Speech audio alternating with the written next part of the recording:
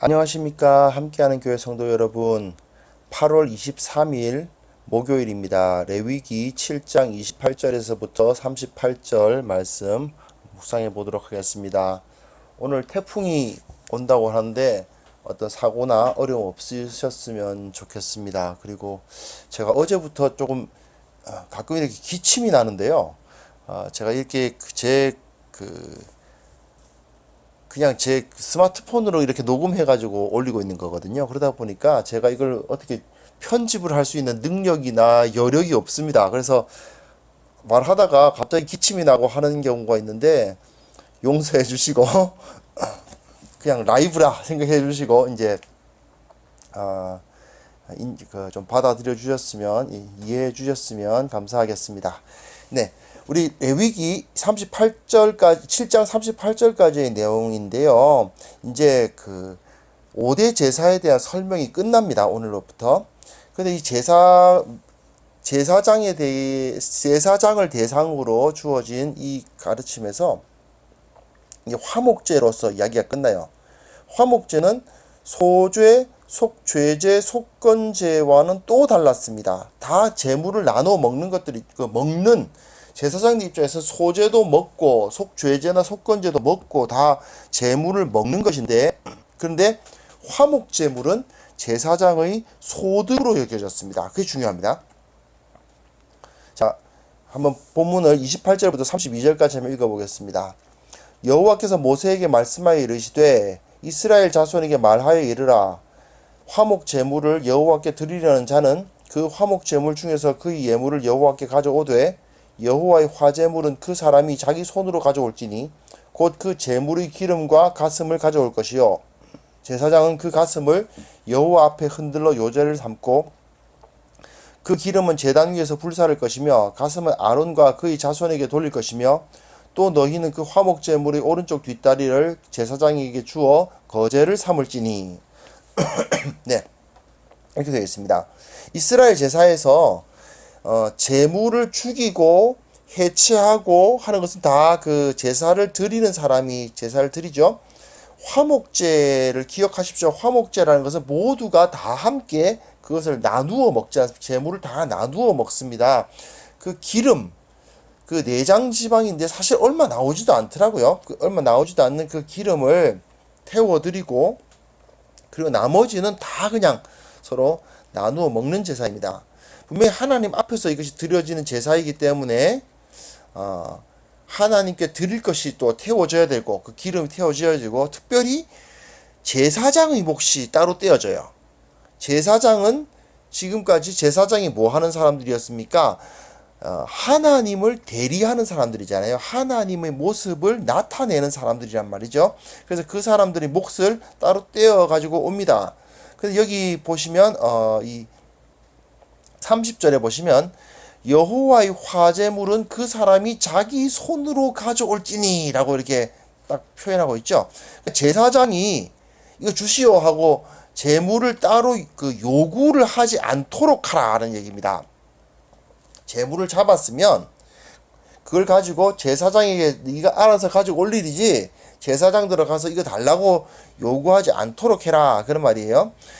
제사를 물론 드리러 왔으니까 당연히 하나님과 제사장에게 돌려야 될 부분이 있는 걸 알고 왔겠죠. 당연히 제사를 드리러 오면 이 기름 부분은 태우고 이 부분은 제사장에게 주고 나머지는 나누어 먹는다는 걸 알고 왔겠지만 그럼에도 불구하고 제사를 드리는 사람이 직접 가지고 옴으로써 이것이 자발적으로 하나님 앞에 드리는 제사다라는 것을 이제 나타내 주는 것입니다. 속죄제나 속건제의 경우는요, 이 본문에 있는 이 요제, 거제 이것에 대한 언급이 없습니다. 화목제에만 있어요. 요제라는 이제 흔든다는 의미인데 유대인들의 전승에 의하면 이제 그 가슴 소낙 양의 그 가슴 부분을 이게 들고 제단에서 왔다 갔다 했답니다. 그리고 거제라는 것은 그 오른쪽 뒷다리가 그 제사장 거가 되거든요. 그 뒷다리를 높이 들어 올렸다가 내리는 것인데 하나의 제사라기보다는 그 예식 가운데 일부죠. 그래서 요제와 거제로 드려진 가슴과 뒷다리는 이제 제사장의 몫이 되었습니다. 가슴 부위가 도대체 어디 부분인지 저도 잘 모르겠습니다. 그 양지머리가 가슴인가요? 어쨌든 그런 그 부분, 소고기로 하면 그 정도 되는데 그 고기 부분은 제사장에게 돌려줬던 모양입니다. 33절부터 36절까지 한번 읽어보겠습니다. 아론의 자손 중에서 화목제물의 피와 기름을 드리는 자는 그 오른쪽 뒷다리를 자기의 소득으로 삼을 것이니라.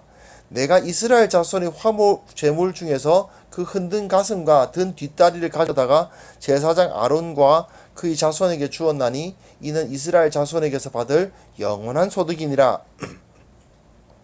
이는 여호와의 화제물 중에서 아론에게 돌릴 것과 그의 아들들에게 돌릴 것이니 그들을 세워 여호와의 제사장의 직분을 행하게 한 날 곧 그들에게 기름 부은 날에 여호와께서 명령하사 이스라엘 자손 중에서 그들에게 돌리게 하신 것이라. 대대로 영원히 받을 소득이니라. 이렇게 되어 있습니다. 이제 소제물 또는 속죄제, 속건제의 제물도 이제 제사장이 먹죠. 근데 소제물을 먹는 거나 속죄제나 속건제의 고기를 먹는 것과 이 화목제물을 받는 것은 그 성격이 다릅니다. 소제나 속죄제, 속건제의 제물을 먹는 것은 어디까지나 성소 안에서 먹는 거예요. 그래서 그 먹는 것 자체가 하나님께서 그것을 받으셨다. 그리고 그 죄를 이제 속죄제 같은 경우는 그 죄를 그걸로 그 거룩한 제물로 제거하고 그것을 먹어 없앴다. 뭐 이런 의미니까 제사장의 소득이라고 하기가 조금 곤란합니다. 그 가지고 밖에 나갈 수 있는 게 아니고 그 성소 안에서 계속 먹는 거고 남으면 태워버려야 돼요. 그러니까 이게 소득이라기보다 일이죠. 뭐 먹는 게 일입니다. 좀 재밌지만 어쨌든 먹는 게 일입니다. 문맥상 살펴보면 이 뒷다리는 근데 이 화목제의 경우는 뒷다리와 그 가슴을 제사장의 소득으로 돌려요. 그래서 뒷다리는 그 화목제의 피와 기름을 드린 제사장의 몫이다 되는데, 즉 그 제사를 그 집전한 사람, 그 제사를 그 사람이 화목제물을 가지고 온 사람한테서 제물을 받아서 그 피를 받고 뿌리고 한 그 사람 있지 않습니까? 그 제사장이 여러 명이니까 그 제사를 직접 주관한 사람은 뒷다리를 가지고 그리고 나머지 제사장들은 그 가슴을 나누어 갖는 거예요. 근데 이 재미있는 것은 이 제사장들이 이스라엘 자손들에게 뭐라고, 이것이 뭐냐면 이 가슴과 이 가슴살과 이 뒷다리가 제사장들이 이스라엘 자손에게 받을 영원한 소득이라고 번역되어 있어요. 영원한 소득이라고 되어 있는데 좀 제가 보기엔 이 영어 성경 보셔도 아실 수 있지만 조금 번역 자체가 좀 오해의 소지가 있습니다. 이것은 영어 성경에는 regular share라고 되어 있거든요. regular share라고 해서 정기적인 목, 정기적으로 주는 것. 즉 화목제가 생각해 보십시오. 성소는 이스라엘 중에 하나인데 60만 남자만 60만 아닙니까? 60만 대군의 거의 한 200만 명 정도를 이제 생각했을 겁니다. 그러니까 그 사람들 중에서 화목제 드리러 가지고 오는 사람들이 얼마나 많았겠어요. 그러니까 매일 뭐 몇 마리씩은 계속 화목제를 드렸을 겁니다.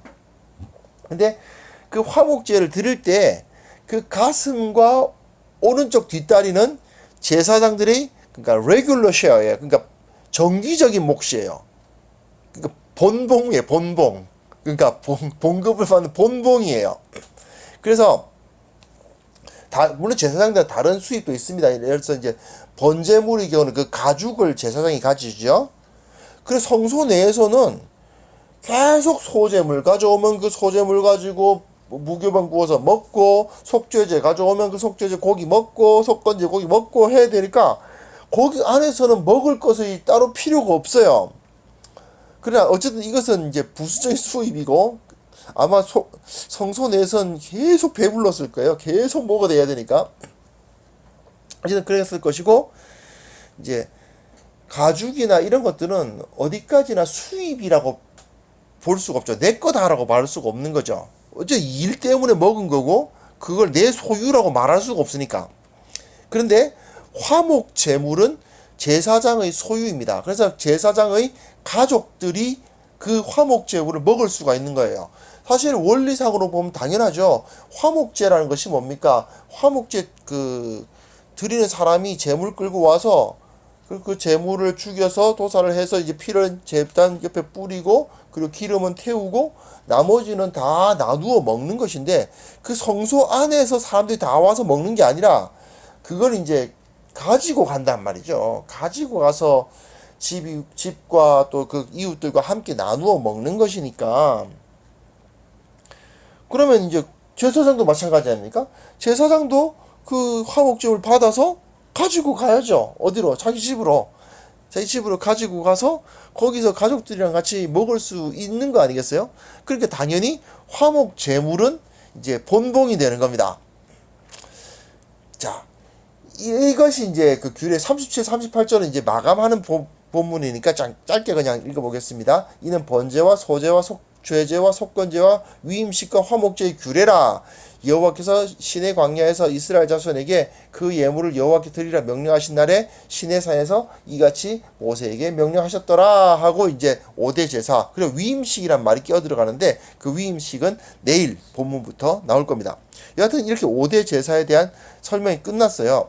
자, 여기서 우리가 이제 화목 제물 이제 설명이 돼서 다시 한번 돌아가 보면요. 자, 제사장의 수입이라고 할 수 있는 것은 화목 제물이었습니다.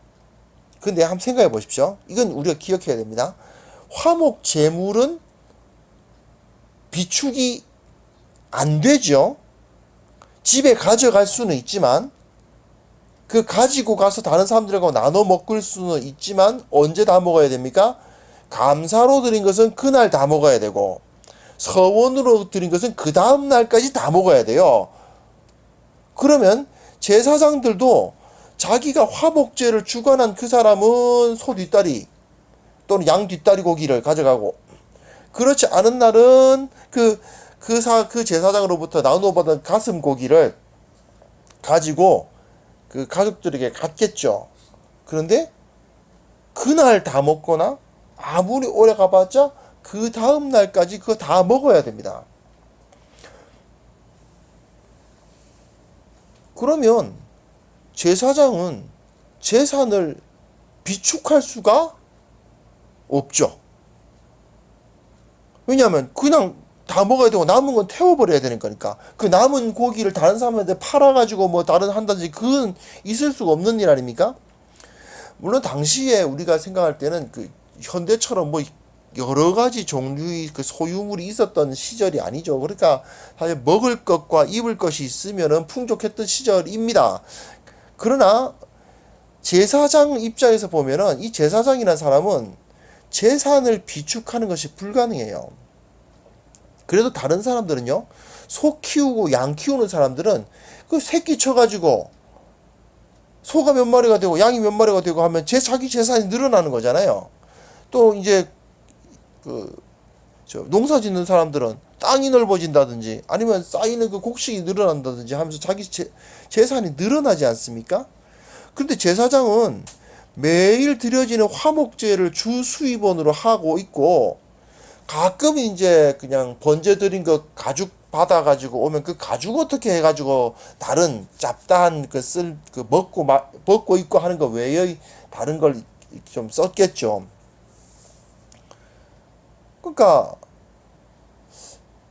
물론 이제 배고프진 않았을 것 같아요. 왜 성소 안에서 계속 먹는 게 일일 거고 화목제 계속 들어오면 그 화목제 가가지고 계속 가족들한테 갖다 주니까 가족들이 뭐 배고플 일은 없었을 거예요. 그 제사가 제대로만 이루어진다면 나름대로는 풍족하게 먹고 입을 것을 쓸 수는 있었을 거예요. 제사장들이. 그러나 그걸 가지고 자기 재산이 축적되어 가지고 재산이 늘어나는 것을 생각하기는 어렵죠. 제사장은 계속 그 제사를 통해서 그날 그날의 먹을 것을 얻는 사람입니다. 물론 그날 그날 얻는 것은 풍족하게 모자람 없이 누릴 수 있지만, 그러나 이건 내 거, 이건 내 양떼, 이건 내 소떼라고 말할 수 있는 것이 없는 사람들이에요. 자, 이게 이제 우리들에게 있어서 상당히 중요한 원리로서 다가옵니다.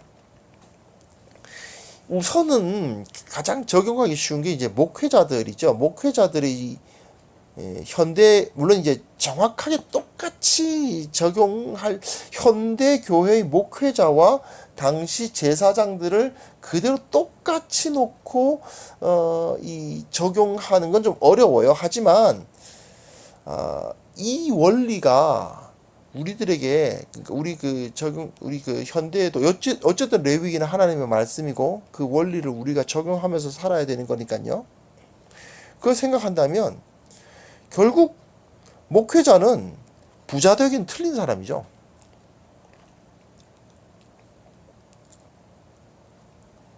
그렇지 않습니까?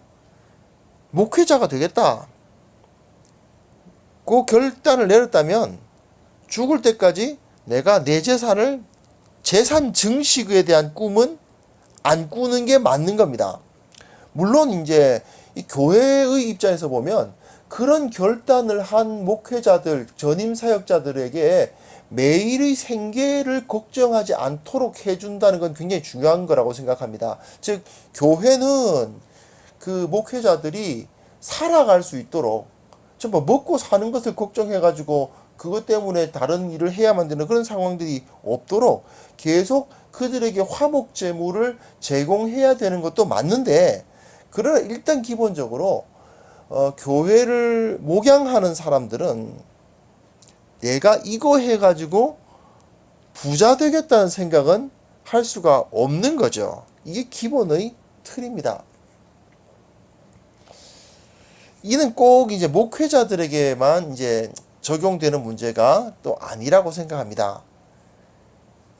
모든 그리스도인들은 결국은 다 왕 같은 제사장으로 부름 받았거든요. 즉 우리는 세상에 대해서 제사장이에요. 그렇다고 해서 그러면 그리스도인들은 제사를 가지면 안 되냐? 그건 또 아니죠. 그렇게 적용하기엔 좀 어렵습니다. 그러니까 그리스도인들은 절대로 재산을 축적해서는 안 된다, 그건 좀 지나친 적용입니다. 그러나 그 재산을 축적하는데 내 인생의 목표를 두면서 살아가는 건 아니라는 거죠. 하나님께서 우리의 매일에 쓸 것을 공급하시고 하나님께서 내 먹을 것과 입을 것을 주신다는 그 믿음을 가지고 직장 생활을 해 나가는 겁니다. 그러다 보면 어쩌다가 보면 재산이 축적될 수도 있겠죠. 그러나 그 선후가 바뀌어서 내가 재산을 증식하기 위해서, 더 많은 돈을 갖기 위해서 악한 일과 부끄러운 일을 행하는 그런 일은 그리스도인들에게는 없어야 한다는 것입니다.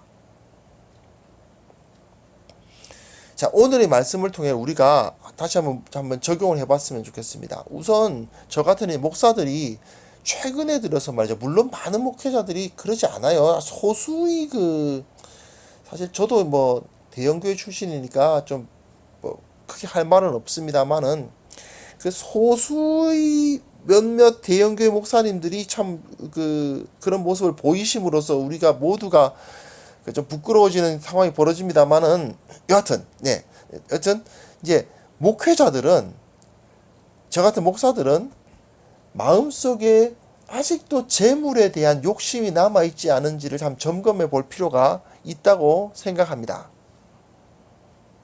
하나님께서 매일의 삶을 책임져 주시고 매일매일 먹을 것과 입을 것을 제공해 주시고 먹을 것과 입을 것이 있은즉 족한 줄로 알면서 살아가는 삶, 그것이 사실은 목회자들에겐 꼭 필요한 거죠. 그것이 없이 정말 그 사역을 제대로 감당할 수 있느냐, 참 어렵죠. 네, 그걸 이제 우선 우리가 점검을 해봐야 된다고 생각을 합니다. 그리고 또 그렇다고 해서 일반 성도들은 또 그런 것이 있죠. 현실적으로 보면 말이죠, 목회자들이 정말 먹을 것과 입을 것이 있은즉 족한 줄로 알면서 살아가야 되는데, 먹을 것과 입을 것이 없어요. 그런 분들이 계세요. 사실 이게 참 문제거든요. 아니 먹을 것과 입을 것이 있은즉 족한 줄며 살아가는 목사들에 의해서 이 교회가 이제 운영되어야 되는데 뭐 여러 현실적 문제가 있겠죠. 교인들도 그렇게 부유하지 않은 교인들이 모이고 또 작은 교회들 재정적으로 어려운 문제들이 있는 교회들이 있으니까 여러 가지 현실적으로 여러 가지 방면으로 이 문제를 해결해야 되겠습니다만은 여하튼 목회자들이 자기 수입 그러니까 먹고 입는 그 삶에 대해서 고민하게 만드는 현실 이런 것들도 해결해야 된다라는 것을 한번 점검해 보아야 된다고 생각합니다. 뭐 이거 이야기하자면 깁니다. 목사가 너무 많다, 목사 되기가 너무 쉽다 등등 여러 가지 일들이 있는데 그걸 다 오늘 이야기하기는 좀 어렵고 여하튼 우리가 교회가 어떤 마음으로 이제 목회자들을 보아야 될 것인가 그런 것도 좀 생각을 해 보았으면 좋겠습니다. 그리고 가장 중요한 것이 목회자든 일반 성도들이건 간에 그게 중요한 게 아니고 그리스도인들은 이 세상에서 왕같은 제사장으로 부름을 받았습니다. 이걸 꼭 기억해야 됩니다. 그러면 우리는 세상의 재물에 우리 마음이 빼앗기면 안 돼요. 직업활동 하시고 또 봉급도 받으시고 여러 가지 뭐 장사도 하시고 다 하십시오. 하시는데 그러나 그 재물이 내 인생의 목표가 되어서는 안 된다라는 것을 꼭 기억하셨으면 좋겠습니다. 기본적으로 우리는 하나님의 공급하심을 믿고 살아가는 사람들이다.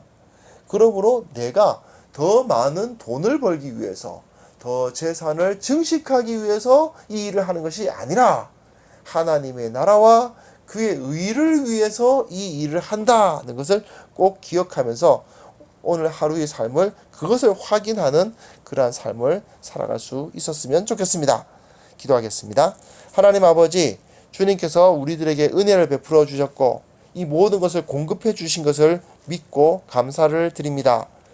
화목제의 규례와 특별히 제사장들에게 돌려줘야 될 부분들에 대한 가르침을 보면서 우리가 이 세상 앞에 왕같은 제사장으로 섰다는 사실을 기억하게 하시고 참으로 주님께서 공급하시는 그 모든 것을 붙들고 하루하루 기뻐하면서 살아가는 우리 모두가 되게 하여 주옵소서. 오늘 하루를 주님께서 인도하여 주시기를 원하옵고 예수님의 이름으로 기도합니다. 아멘.